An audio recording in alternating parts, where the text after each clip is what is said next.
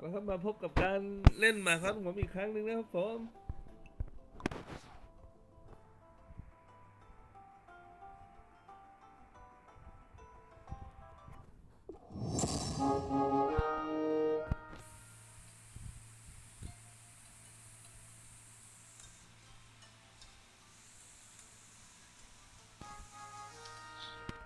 ไปครับไปไปเปิดหมากโจรครับผมไปกิน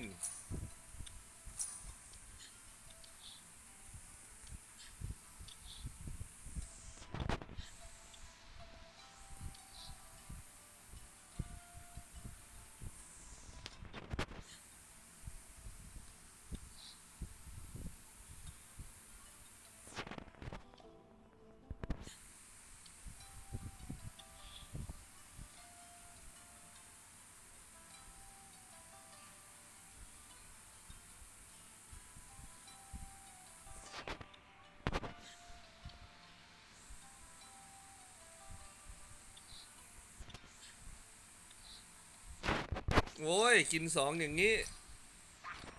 อะไรไปไป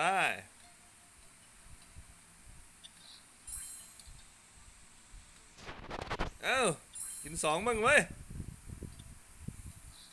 เอ๊มาฆ่าเฉยๆนี่แหละมาไม่ฆ่าก็กินฟรีอ่ะ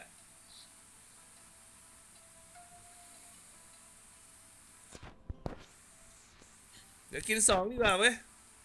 กินสองกินสามดีกว่ากินสามดีกว่าปะกินสามดีกว่าตอนนี้ปะเดินมาสามแล้วเอ้ยยังไงวะฟรีหรือเปล่าวะเนี่ย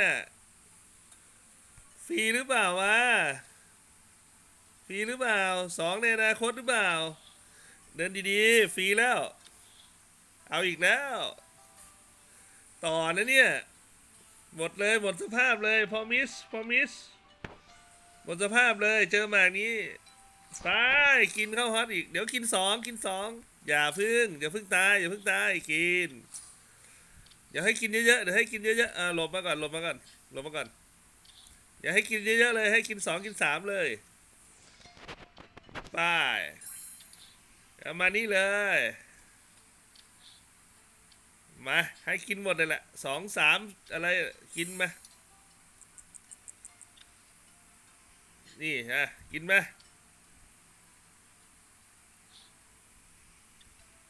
กินมา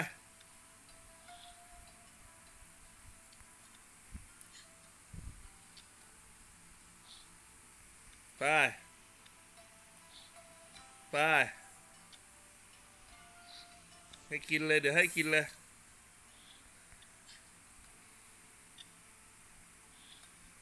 เอาพอมิดกินไป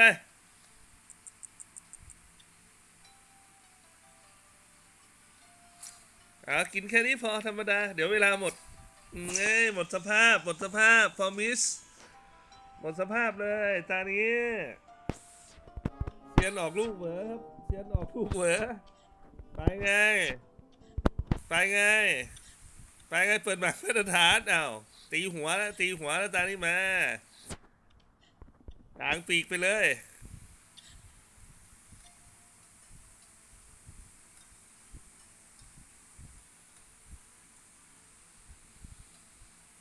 เอามาจะกินสองกินสามเลยมากินมาดิกินมาดิกินมาดิกินไปหมดความคิดแล้ว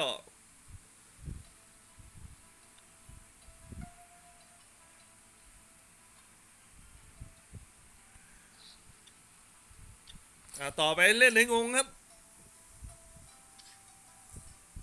อะไร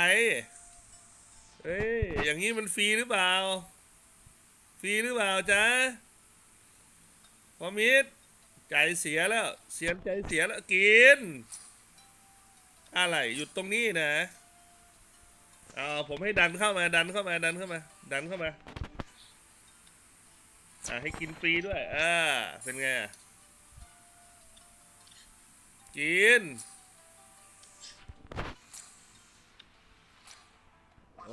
ประมาทไปหน่อยให้กินฟรี ไปครับไปไปไปกิน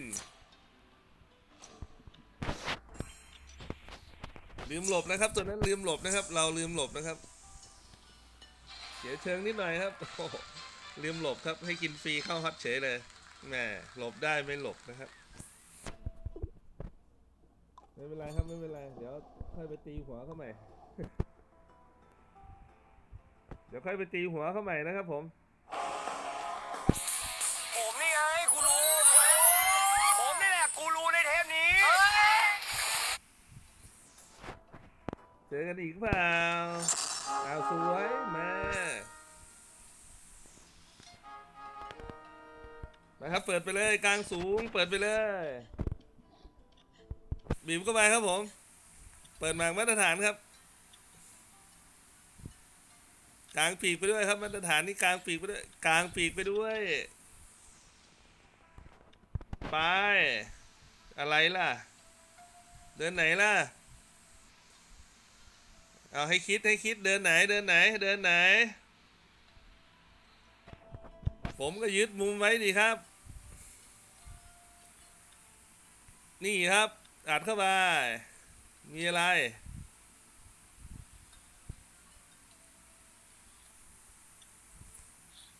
อัดเข้าไปครับผมหมากไม่มีอะไรแล้วครับชนะแล้วเนี่ยทำไมกล้าพูดว่าชนะเนี่ยมันก็แทงอย่างนี้ไงชนะไอ้ล่ะ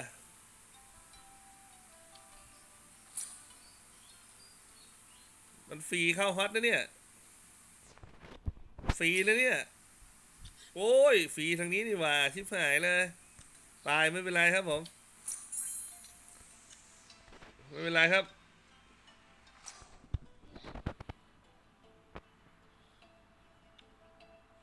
เอาอีกแล้วกินอีกแล้วกินอีกแล้ว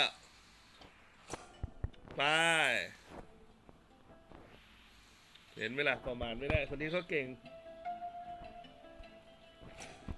กิน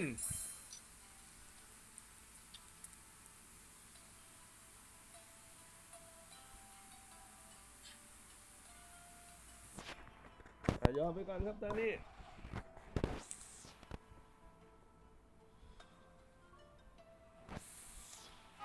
เดี๋ยวบุกใหม่ครับบุกใหม่ไป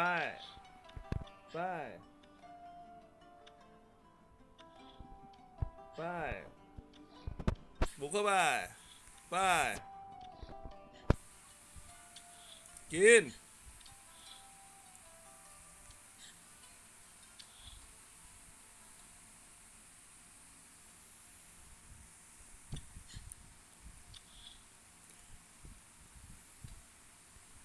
อะไรล่ะต่อไปเฉยเนี่ยเอาต่อไปเฉยนี่แหละมีอะไรมีอะไรเข้าฮอตเลยนะฟรีนี่เยอะนะเยอะนะเยอะนะตายเยอะนะเอาเดินไหนเดินไหนครับไม่มีตาเดินครับผมโอ้โหตายแล้วอัดมานี่แล้วกินสองไปสองก็สามนี่หนึ่งสองสวย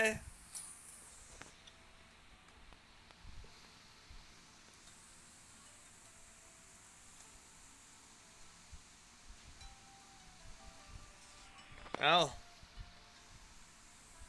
มาดิ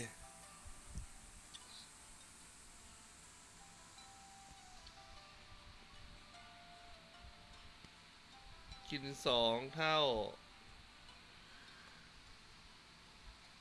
สองเท่าเราได้เปรียบอยู่เอาดีวะ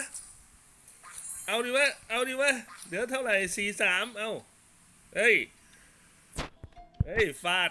ฟรีฟรีฟรีเฮ้ยมันอะไรเก่งคนเดียวเหรอเดี๋ยวหลอกกินเลยหลอกกินเลยตัวเนี้ยจี้ก็ไปไม่มีอะไรโอ้ย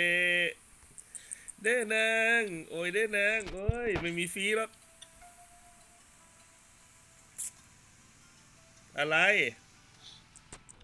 อะไรไป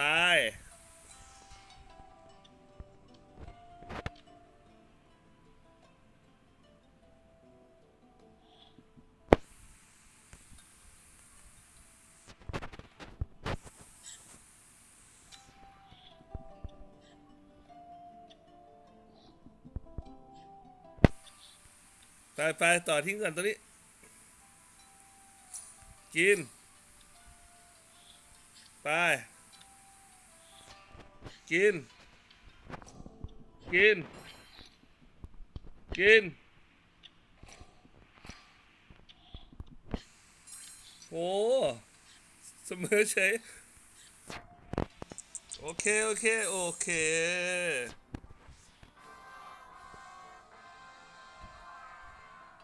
เวลามันน้อยนะครับเวลามันน้อย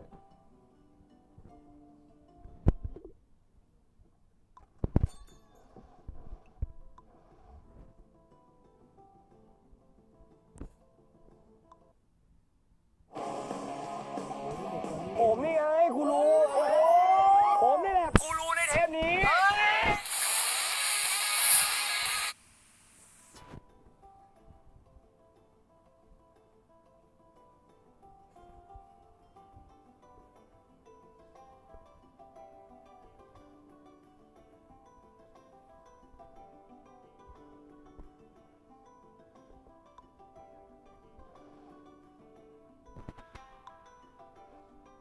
เดี๋ยวไปดูเขาบ้างนะครับเดอะฟาส888เจอกับพอมิสนะครับเดิมพันเยอะนะเดอะฟาสนี่เดิมพันเยอะนะพอมิสขึ้นไปครับผมกดหาคนเล่นไม่มีผมมาดูเขาเนี่ยไป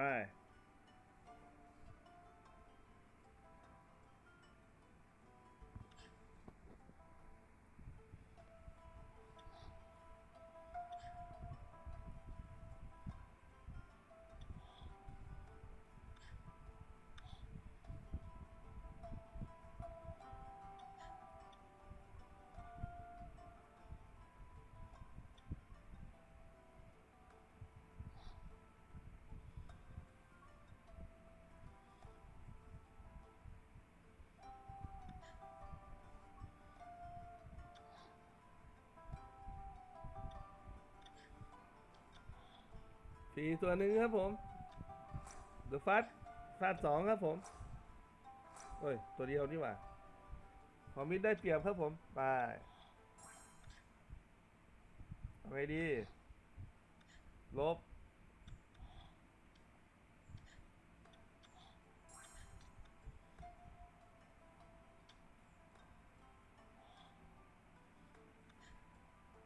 กิน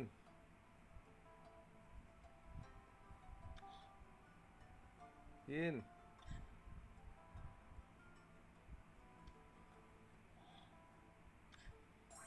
กิน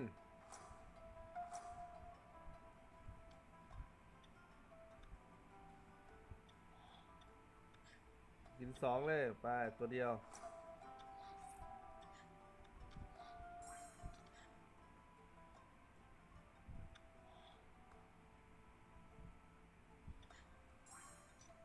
ไปฆ่าเลยกิน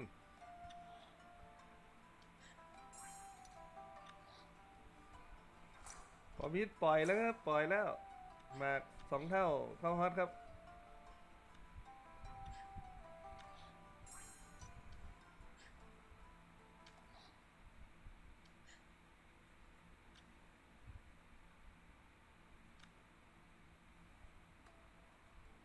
ยื้อได้ระยะหนึ่งครับ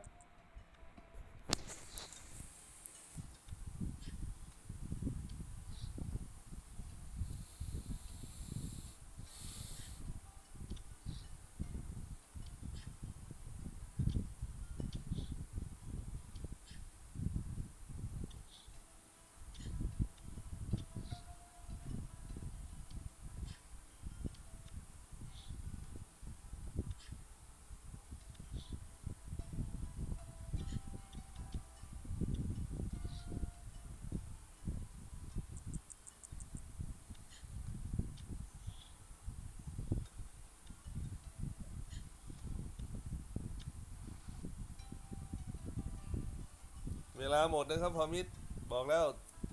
เดอะฟาสเขาเดินดีอยู่นะ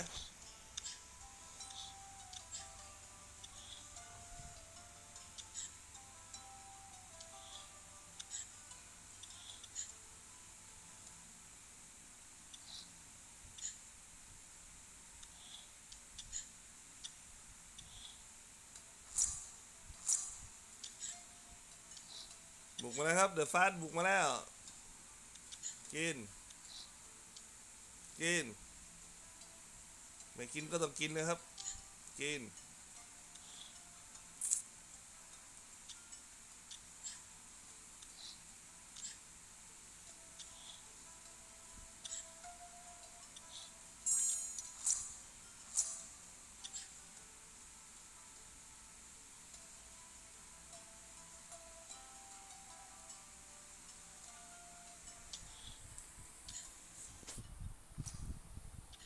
ครับแรกเข้าฮอตครับตอนนี้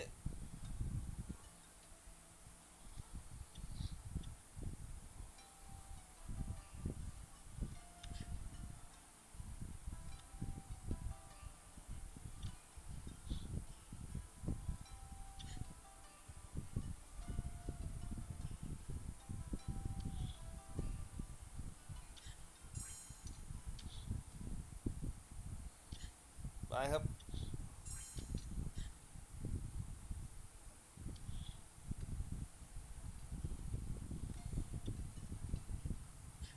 เอาปล่อยสองมา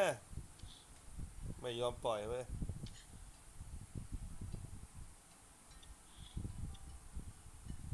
ไปเถอะไปเดินได้แค่นั้นแหละ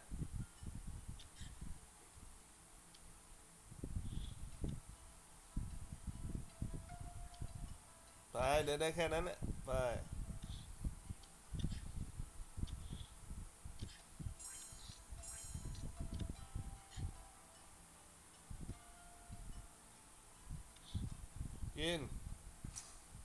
กินไปคืน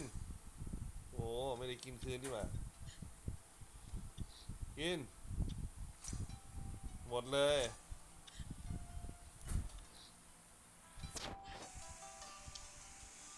โอเคเดี๋ยวฟาสชนะแล้วครับผม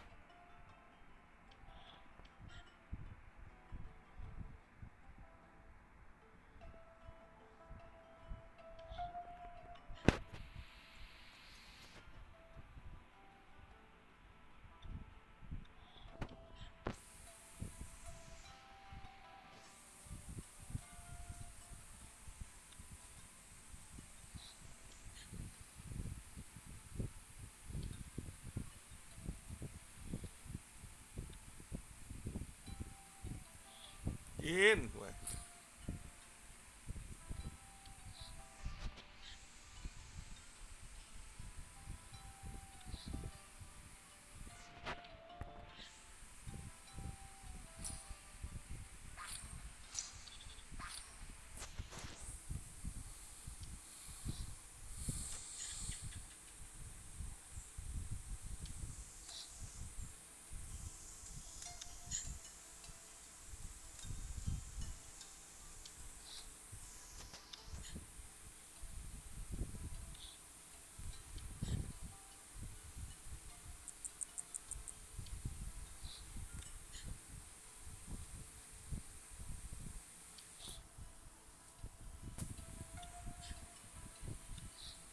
กิน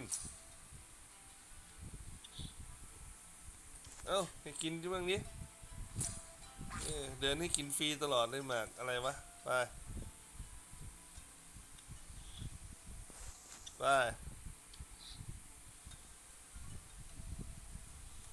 ให้กินฟรีมั้งเอาไปกินให้หมด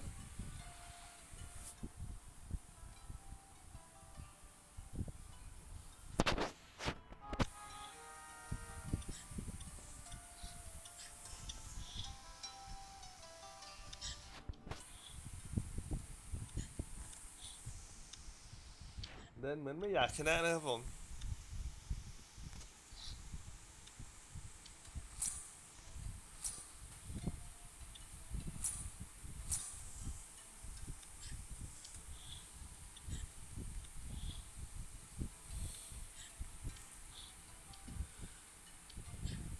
เออ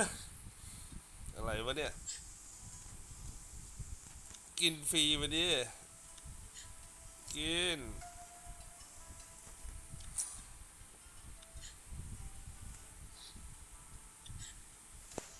โอ้กินสามก็เป็นเว้ย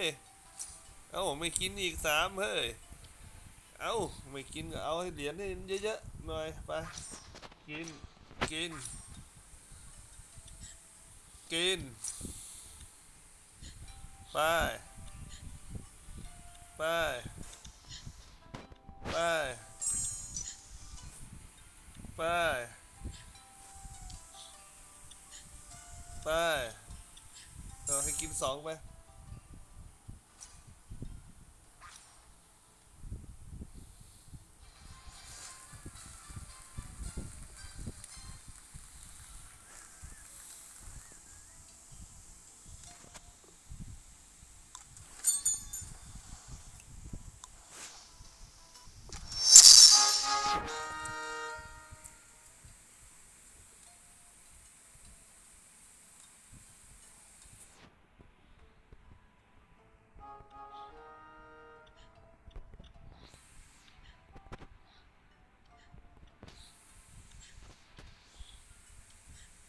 กินไหมครับผม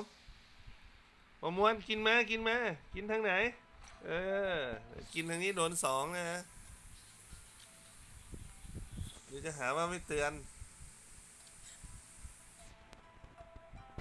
ไป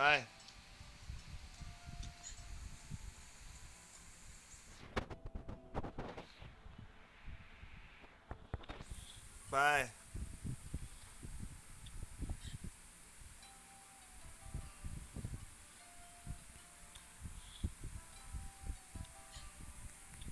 กักสองดิพี่กักสองพี่เลยสิแม่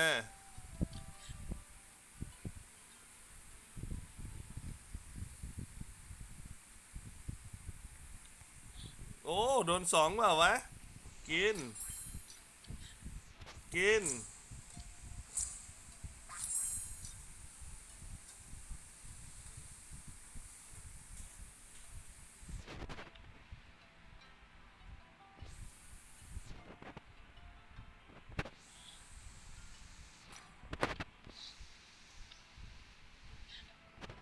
กิน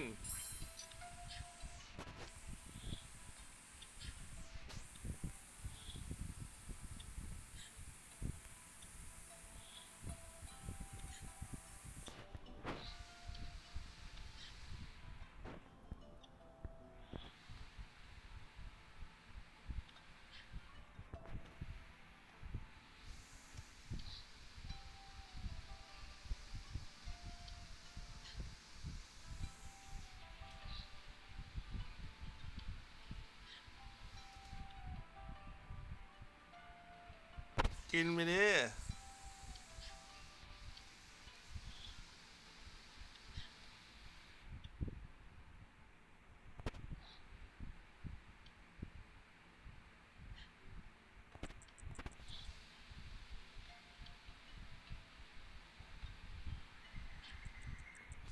กินฟรี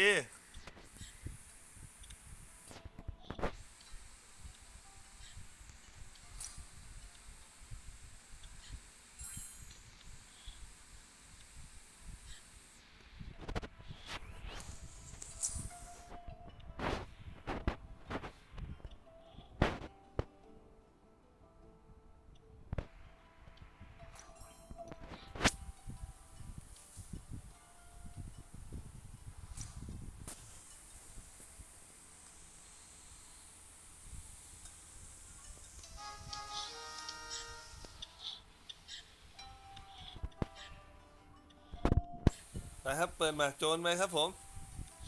ไป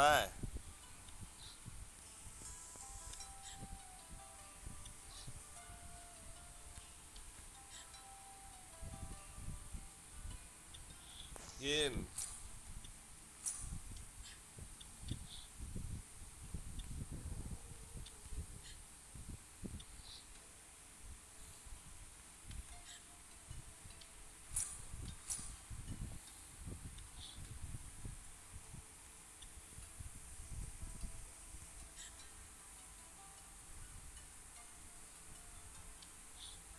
กินไป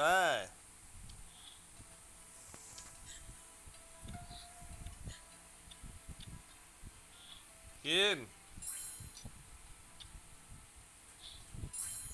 กินฟรี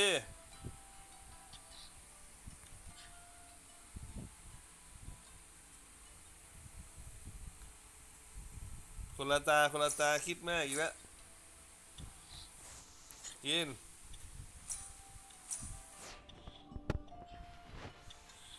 กินเอากินไปทำเป็นคิดมากโหจะไม่ให้ผมชนะเลยนะ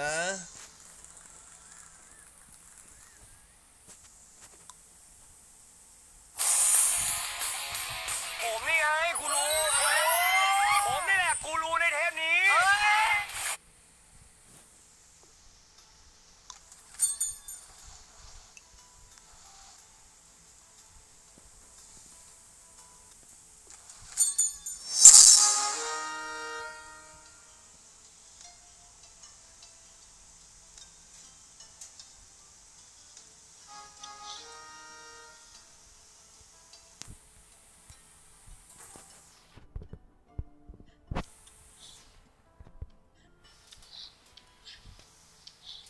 กิน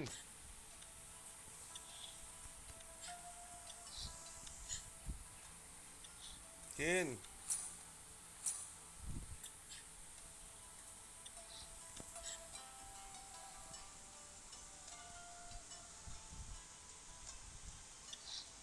กินไปกิน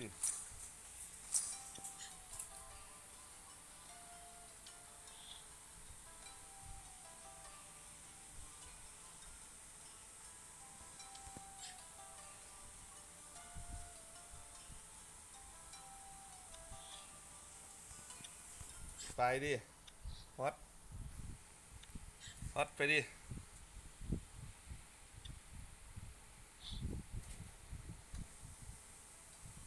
เอากิน2ไปก่อนแล้ววะ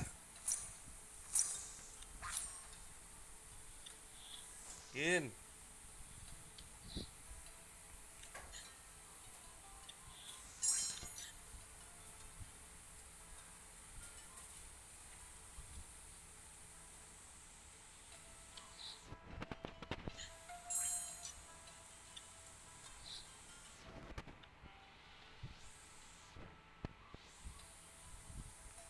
กิน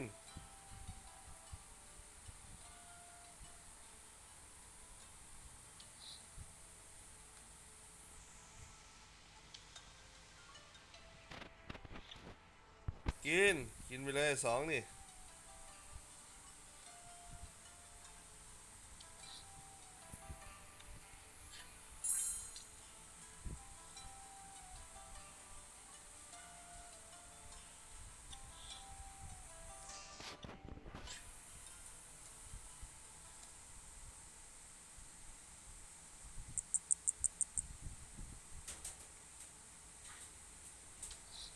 เอากิน3ไปเลยมั้งนี่2หรือ3วะเอาให้กินกิน2พอไป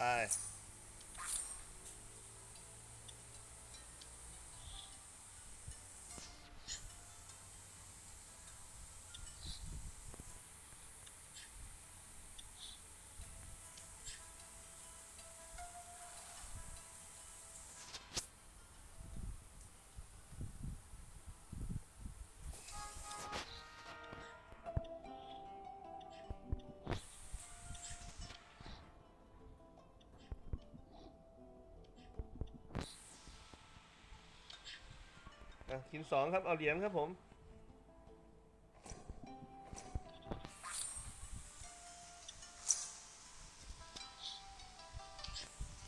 2ครับผมเอาเหรียญไว้ก่อน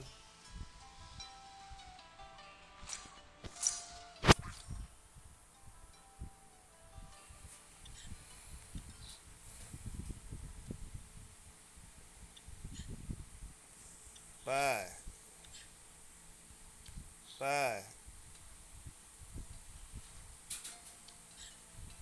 ไป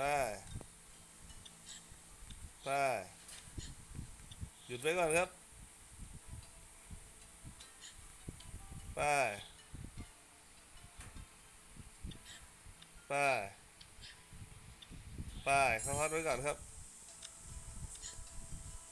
กิน2ไว้ก่อน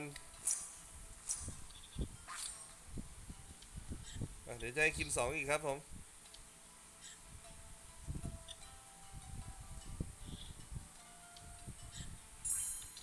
มาครับเฮ้ยให้กินเลยเหรอกินโอเค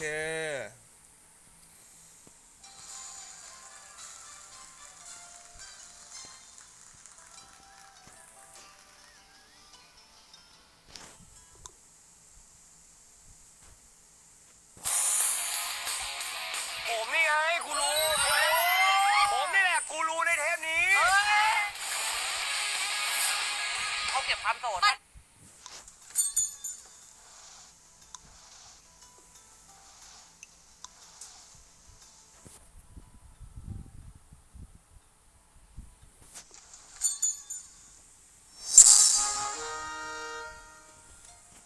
น่าจะเล่นดีนะครับจากอัตราการชนะของเขานะครับผม 60% นะครับผมโอเคไม่รู้ว่าเล่นดีไม่ดีไม่รู้อ่ะ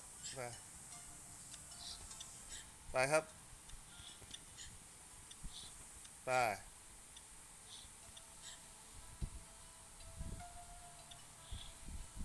ไปกิน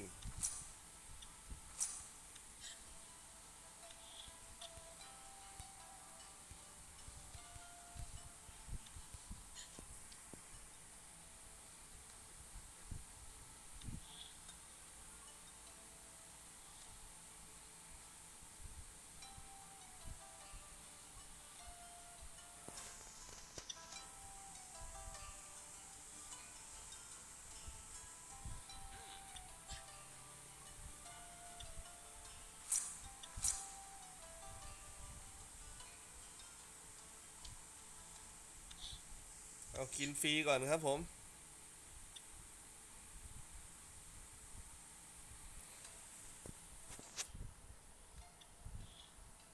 กิน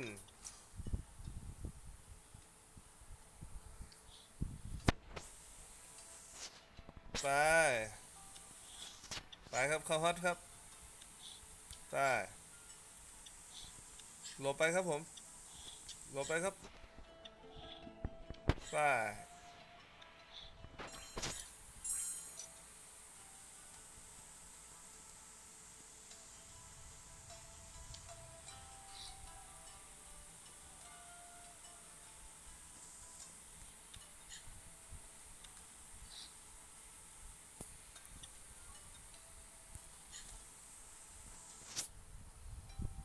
ขังเดียวเลยครับขังไม่ออกเลยตัวนี้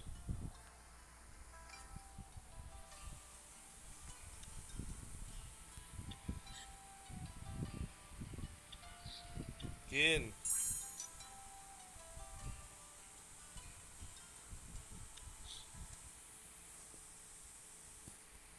กิน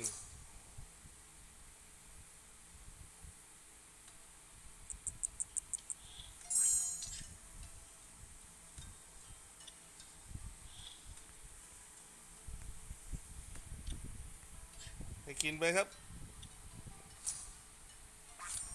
กิน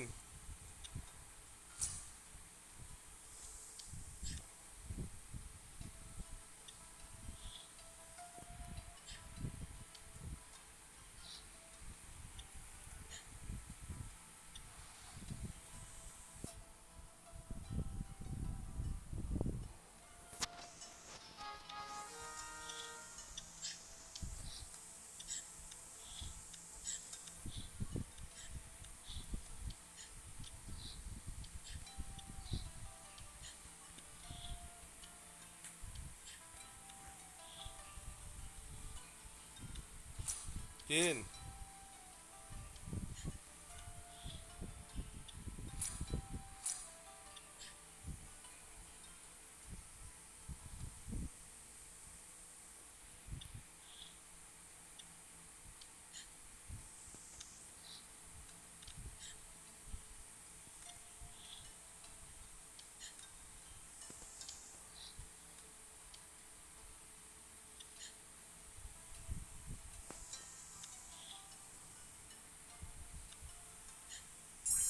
กินกิน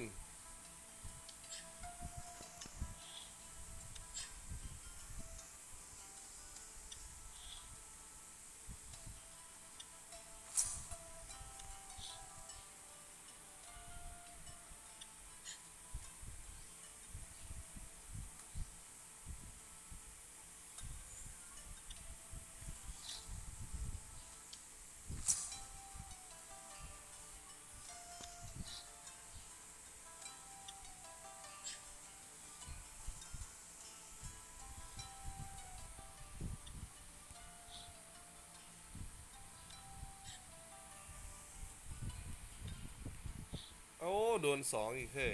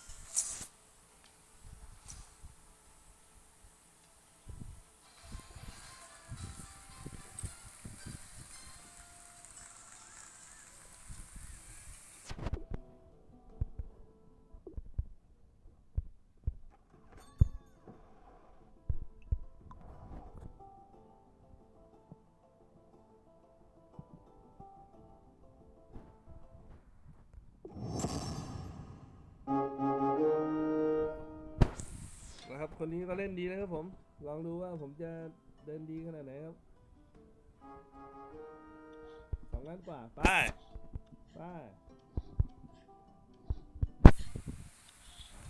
เขียนแผนไว้นะครับ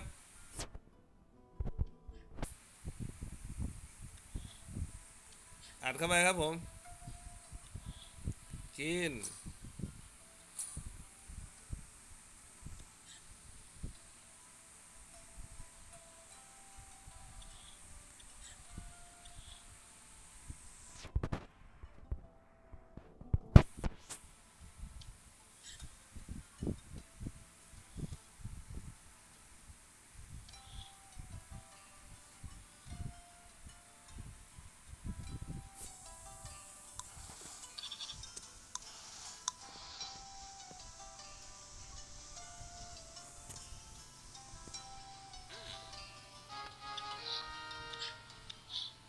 นะครับมองไม่เห็นสองนี่ไงครับผมโอ้ป้ายอี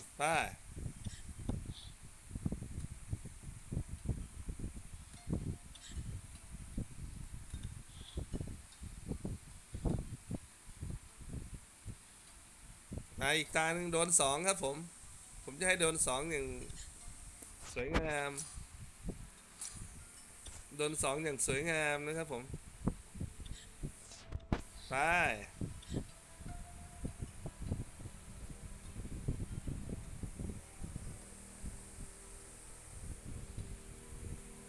อัดเข้าไป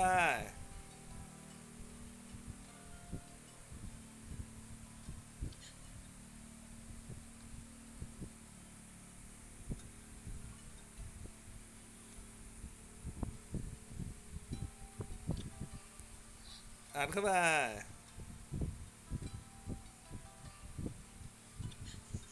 เอาสองดิอย่างนี้ท่าน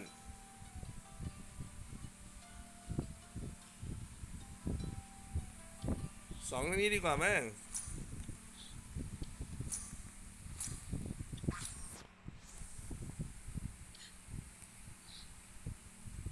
อย่าเห็นเราเป็นหมูมันสองเดินขึ้นมาสองหมดแหละเดี๋ยวให้กินฟรีเลยหนึ่งตัวเดี๋ยวจะไม่สูสีนะครับผม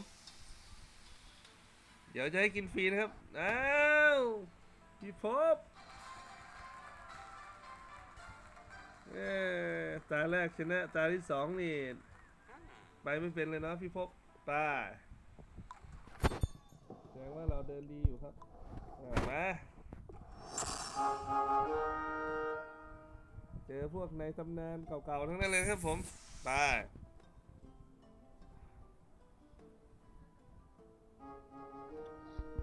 นะครับหมากโจรครับผมยึดไว้มุมเปิดป้ายเปิดป้ายเปิดป้ายเปิดป้ายกิน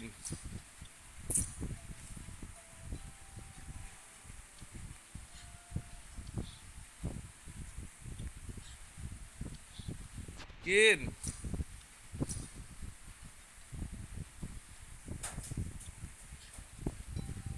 ฮอตแล้วเซียนไทยฮอตแล้ว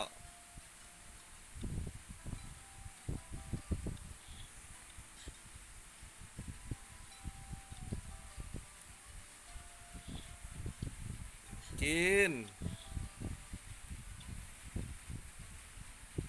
กิน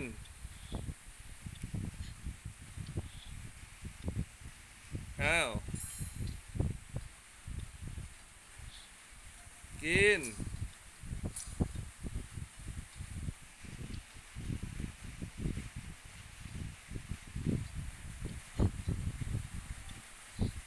กินยังไงเราฮอตกี่ตัวนี่ฮอตอยู่แล้วครับไม่ต้องกลัว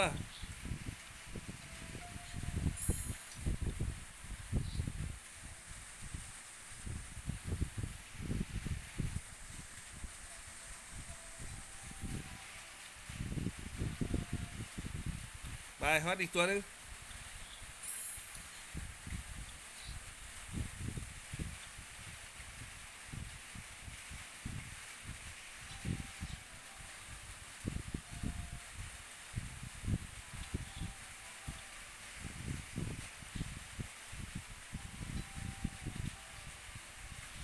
เครื่องร้อนเราจะเล่นดีนะครับผมกินไปดีไหมหลบไปหลบไปหลบไปโดนค่าฮอตเชนไทย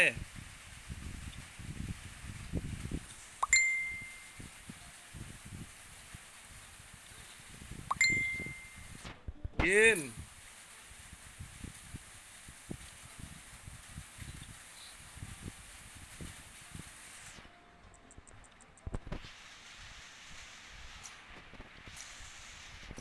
ไป2-1กินเชนไทยถือว่ารู้ระเบียบนะครับไม่ดึงดันนะครับ2-1ก็ต้องแพ้นะครับเชนไทยรู้ดีครับผมเครื่องร้อนแล้วตอนนี้เครื่องร้อนแล้วนะครับผมหลังจากวอร์มมาไปครับ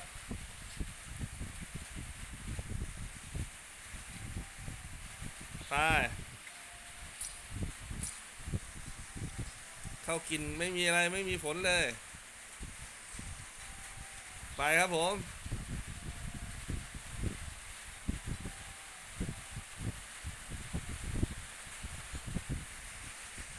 ไป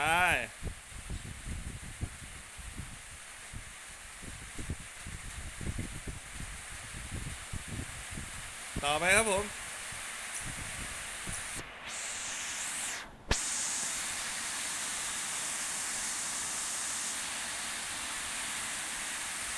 ไปครับบีบกินฟรีเลยไปครับบีบกินฟรีเลยตอนนี้กิน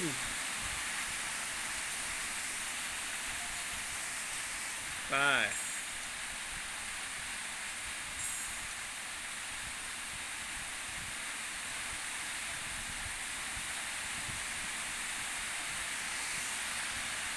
เอาครับไม่ต้องเดินครับตอนนี้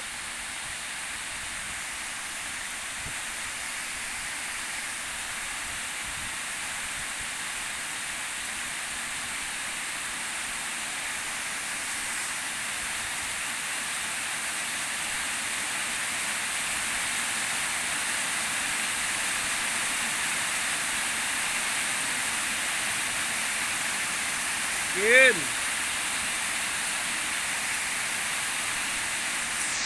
กิน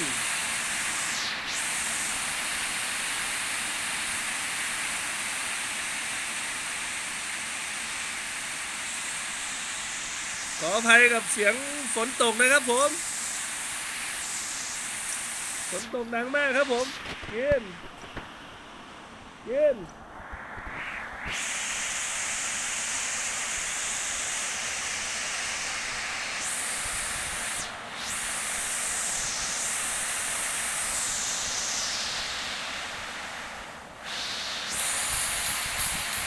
ผมนี่ไงกูรู้ผมนี่แหละกูรู้ในเทปนี้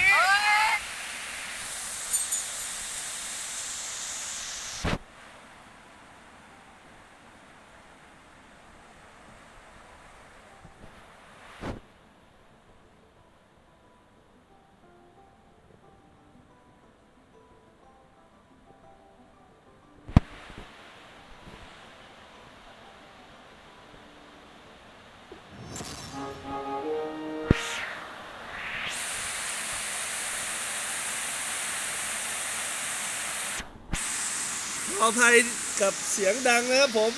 ก็เดินแข่งกับฝนเลยครับตอนนี้ไปไปไปไปไปไป